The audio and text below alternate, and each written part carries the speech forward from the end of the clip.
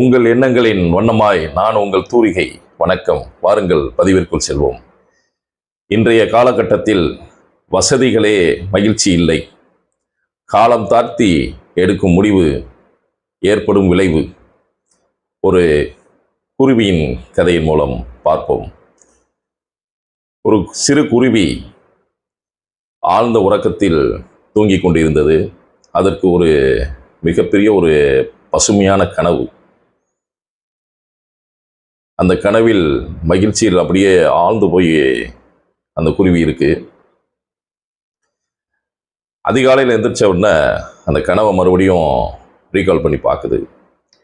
அந்த கனவுல ஒரு வண்ண விளக்குகள், ஒரு வெள்ளி அருவி கொட்டுற மாதிரி ஒரு அருவி, அடுத்து எங்கே பார்த்தாலும் பசுமையான மரங்கள், செடிகள், கொடிகள், பழங்கள், பூத்து குலுங்கும் அந்த சொர்க்க பூமி அது கண்ணு முன்னாடி வந்துக்கிட்டே இருக்கு. இதுக்கு முன்னாடி அந்த மாதிரி கனவுகள் அதுக்கு எப்பயுமே வந்தது கிடையாது.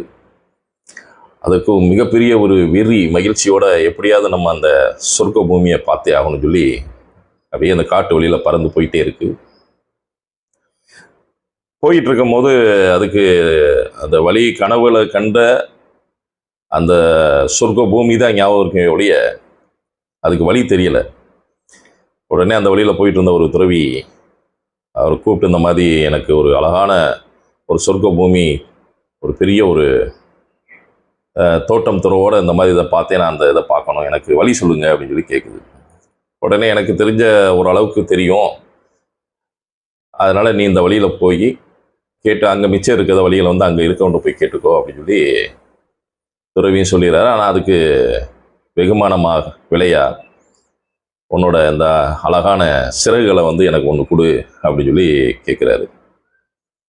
உடனே குருவி, என்ன ஒரு சிறகு தானே, ஒன்றும் வாங்கிக்கோங்க அப்படின்னு சொல்லி ஒரு சிறகை பிடுங்கி அந்த துறவிகிட்ட கொடுத்துட்டு அடுத்து தொடர்ந்து அதோட பயணத்தை தொடருது. போய்கிட்டே இருக்கும்போது ஒரு முனிவர் சொன்ன வரைக்கும் அதுக்கு வழி தெரிஞ்சு, அதுக்கப்புறம் அப்படியே கையிலே நீந்துக்கிட்டு இருக்க ஒரு இடத்துல நிற்கிது. அங்கே ஒரு பெரிய பாம்பு ஒன்று போயிட்டு இருந்துச்சு. உடனே அதை கூப்பிட்டு, இந்த மாதிரி என்னோட கனவு அந்த சொர்க்க பூமியை பார்க்க போயிட்டுருக்கேன், எனக்கு கொஞ்சம் வழி சொல்லு அப்படின்னு சொல்லி கேட்குது.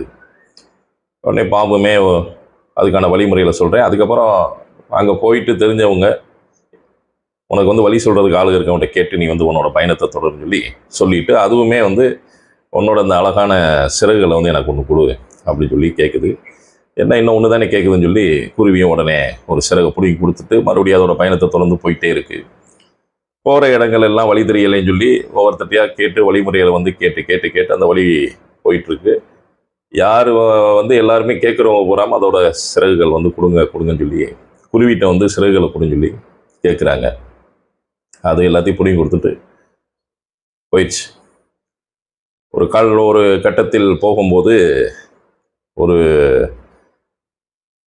சிறிய தூரமே இருக்கும் நிலையில் குருவி பார்க்கிறது, வியப்பு, என்ன அழகான அந்த நம்ம கனவுல பார்த்த அந்த சொர்க்க பூமியை நம்ம அடைஞ்சிட்டோம் அப்படின்னு சொல்லி பக்கத்தில் நெருங்கும்போது அப்போ தான் தெரியுது, இதுக்கு அந்த காற்றுலையும் இதுலேயும் அதால் சிறகுகள் பறந்து போக முடியல.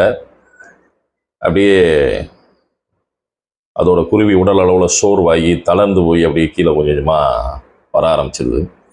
அதுக்கப்புறம் தான் தெரியுது, நம்ம வரும்போது கிட்டத்தட்ட யார்கிட்ட வழி கேட்டோமோ அவங்களுக்கெல்லாம் நம்ம சிறகுகளை பிடிங்கி கொடுத்துட்டோமே, இனிமேல் நம்மளால் எப்படி பறக்க முடியும் அப்படின்ற விஷயமா அதுக்கப்புறம் தான் தெரியுது. அந்த சந்தோஷத்தில் மூழ்கி இருக்கிறதுனால அதுக்கு எதுவுமே தெரியாமல் செஞ்ச ஒரு வினை இந்த சூழலில் அதுக்கு தெரியுது.